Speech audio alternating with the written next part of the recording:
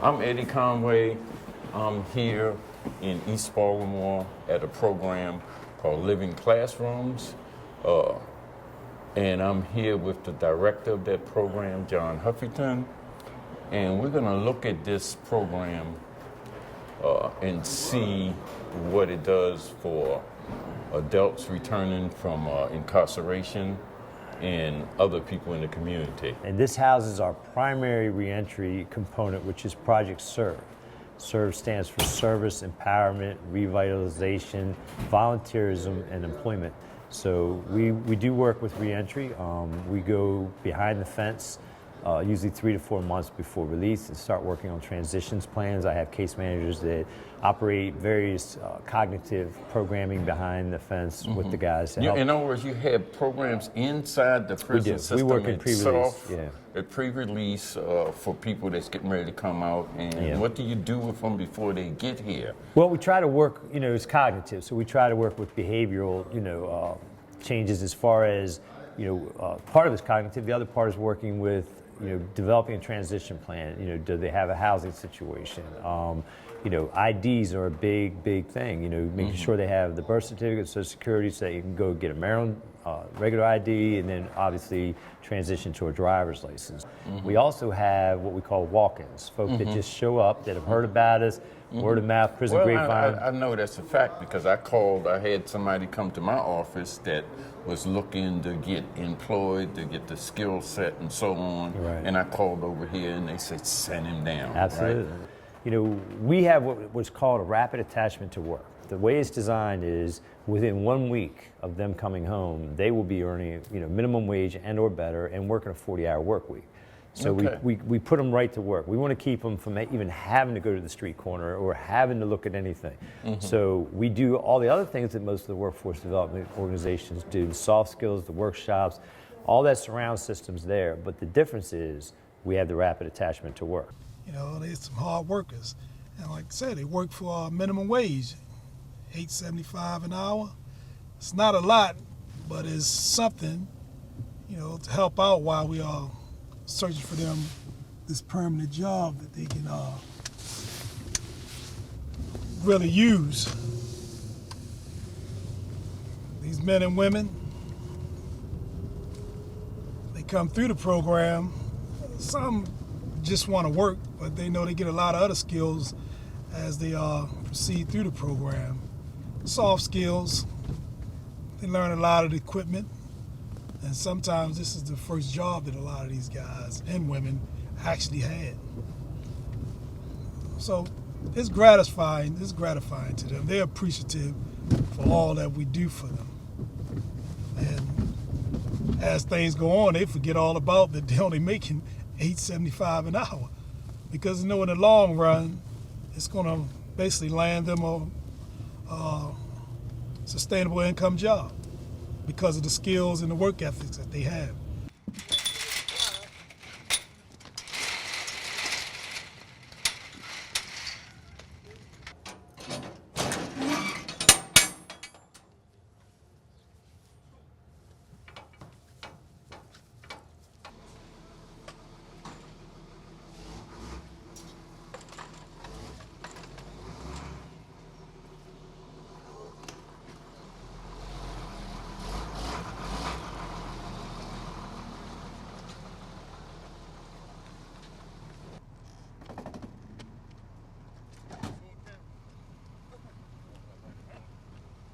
This is our case management area. This is our main meeting area. You see, it's in a circle, and it's designed as a circle, so you might remember from the AVP concept. Yeah. So every morning before they go out to work, they'll come here at 8 o'clock. They report at 8 o'clock, and we try to have them out, on the job sites by 8:30. Once again, good morning. And team, what we usually do. We started off and we share a little timely topic here at Project SERVE to get us started before we start off on our daily work. So the topic for today is voting. What it means to me, what it don't mean to others. Voting for me is an opportunity to express myself as an individual. And as I said earlier, I don't know how many people in America, maybe 390 million or more, but at least I've done what I could, and it's part of my legacy. Cast your vote, man. If you don't, in 4 years, we may be looking at this same thing again. Donald Trump. And I was just telling Sierra recently about a book I read, and it was about voice. It was about standing up for yourself regardless of what the circumstance might be or what the potential negative impact could be, but standing up for yourself. So voting is just one of many opportunities to activate your voice. All the people here who are ex-prisoners, took us a long time of struggling. As people, black people especially, it took us a long time just to be able to go to a bathroom. I'm 69 years old as of yesterday. I remember a time I couldn't go in a bathroom. And it really opened my eyes like, wow, they just put a guy in there who doesn't care about most of the world. But then I didn't vote, so really I couldn't really say anything but deal with it. But now that I know I can vote as an ex-offender, I will cast my ballot next time to make sure that this won't repeat itself as history have done before. I see that there. This particular project was interesting. This was something we were doing as I came on board as the director. So one of the things Living Classrooms is responsible for, we have a division called Historic Ships. And we are entrusted with the guardianship and maintenance and safe care of the USS Constellation, the Coast Guard Taney, the Lighthouse. So the men that you see in the picture, and you see a uniformed officer who actually worked in the pen with us at the time. But these guys, remember her. Yeah. Yes. She was a CO1 starting out, and she's a captain. So this was, these guys were on work release. Okay. So now imagine this is after 9/11, and it is a military base. These guys were coming from BPRU every day in a prison van to work on, the nation's treasure, which is the USS Constellation. Half of them went home during the process of that. So when they came home, I had them come up here and become part of the Project Serve program. We just put another van into place. So we actually had the prison van going down with maybe 6 or 8 guys, and then my van was going down with the other 6 or 8. So they all got to finish that project. And then they all got to sail the Constellation back to Inner Harbor, which was really, I got to ride that. So. Okay, what do you do here? Well, give me your name first. My name is Salim El-Amin, and I serve as a case manager here at Project Serve. And I deal with intake and enrollment, and help process the new members coming into the program. Okay. Applications are designed to get the information we might need, process them in the field of work or career, or just to see what the barriers are that we'll be dealing with this individual if he's looking for some work. So do you know most of these guys? I mean, I've spent 40-some years in prison. I know you've spent 40. Do you know most of the guys that come in here, or is this new people now? I would say a small handful, I actually really know. But in spite of that, the other ones who come through, who might have had that background as well, I'm already familiar with their experiences. So we kind of automatically have something in common to kind of help process them through so they feel a little more comfortable. This is the Adult Resource Center. We try to give some referrals as well. So if he might not be in the sense of working, he might want to go to school, he might want to get some type of training, and whatever we can refer him to the benefit of him, that's what we do. How successful, and I know this is a question that I should ask the director, but how successful is it in terms of people coming, you doing casework on them, you getting them involved in the training, you processing them into a job, as John was saying, within a week? How successful is it in terms of people staying and not going back into the system? While they're working in the fields, getting them expertise and knocking off the dust, so to speak, we're in the process of looking for a permanent job for them, keep them engaged. But at the same time, when their 4 months come up, it's kind of like the attachment has been built. They don't even want to leave. But it just was a process to get them ready for workforce. Man, they're ready, and advance them on to the bigger things, permanent job and whatnot. But I would say about at least 70%. So you just came right out and jumped right in this. Well, no, I started out in this program. I came to this program first as a member of Project Serve. So, John brought you here? No, John actually was still... I came behind him. He You was came 4 behind. months before me. Okay, all right. Because I know y'all work together in the system to help prisoners and create cognitive programs and whatnot, right? But okay, so you came here as part of the program. Yes, I came as a member of the program, Project Serve, and worked my way through the program. I actually got hired by Living Classroom and then left there and went somewhere else. Came back as a case manager. This is where I'm at. You know, it's a great program because not only did I come back as a case manager, but they also sent me out to get training to be one of their forklift and flaggers instructor. And we came from a board meeting where I was reporting out on, to the statistics, you know, we had a 10% recidivism rate. Now, citywide is 52. Okay. So I don't like statistics, but that one, okay, I can live with that, but it still means we got to do better. You know, and we're working. But I mean, if you're a 90% success rate, is like really, it's Well, got our to be employment retention, our employment placement retention rate is 79%. So that one I'm really proud of. You know, on it's a kind of crime. like wraparound support. Absolutely. Oh, it's in full terms- wraparound service. Yeah, Yep. in terms of that person really adjusting, because it might be other kind of things happening Absolutely. besides his skill set.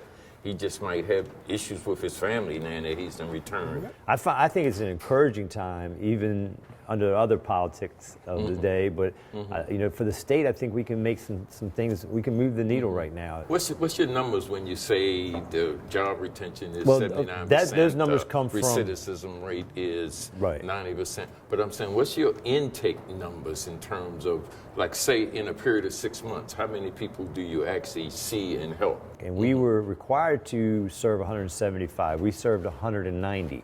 So Okay. we brought in more than we needed to, and those numbers directly derive from that. Out of that 190, you know, we had 79% employment rate. We only had 10% recidivism rate. So that's where those numbers come from. In addition to that, OSI independently did they looked back 3 years at our records, and they came up, we were at a 9% recidivism rate under that system. So we do direct service of probably 150 to 200 a year through Project Serve placement. Indirect service, meaning somebody might come through our door and for whatever reason they're not quite a fit for Project Serve. Sometimes it's because they're not ready.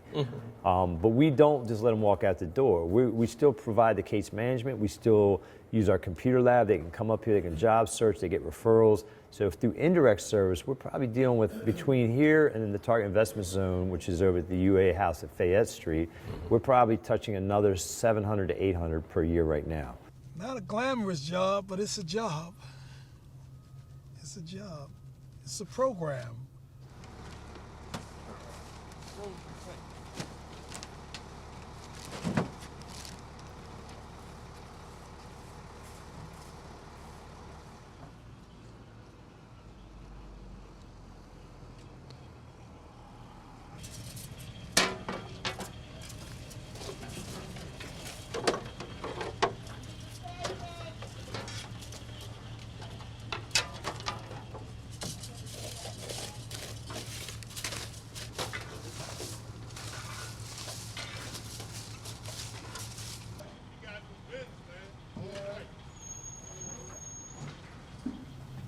Things that they get out of the program is going to help them land that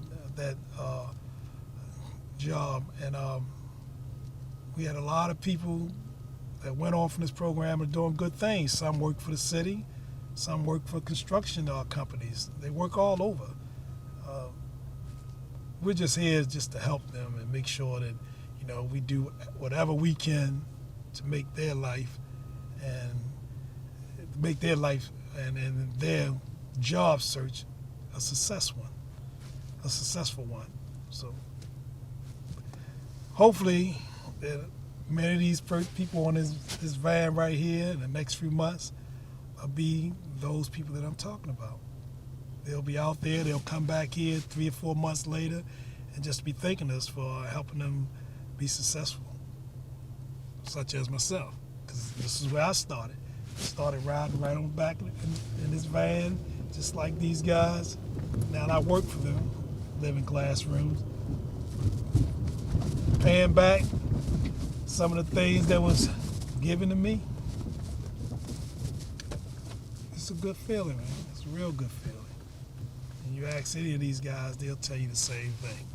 Instead of being out here on the streets or in somebody's jail in the grave, man. So living classroom, the place to be, man. You try and do something positive with yourself and your time, man. Keep the city clean, film for the neighborhood and the kids, man. Baltimore, stand up, yo. As always, I want to thank you for your time, and I want to share with, I guess, in summation of what we just did, comments, perspectives on what voting is all about. But for those who might not have had a comment, or might not even just pass the mic, I learned that just because a person doesn't say a thing or doesn't do a thing doesn't mean that he hasn't taken in some information to benefit from being exposed in the circle. That's how we have these, that's why we have these talks. Because sometimes some people are used to laying back, and at every given time they might burst forth with a new idea that the ones who've been talking all the time never came up with. So a friend of mine told me the man who is quiet is most definitely listening. And I don't mean man to exclude the women, women as well. So take that in mind when you step off the day. You know it's cold out there. You know what I mean? Everybody might not know how to adjust to that cold, but evidently you do. So suit up, prepare for another day of what? Cold temperature. This ain't got nothing to do with voting, so everybody got to get cold. You might not all not have to vote, but you all got to get cold. You go out there that hard. So bear in mind, just be mindful of where you at and take advantage of this day, even though it's cold. Thank you for your time and participation.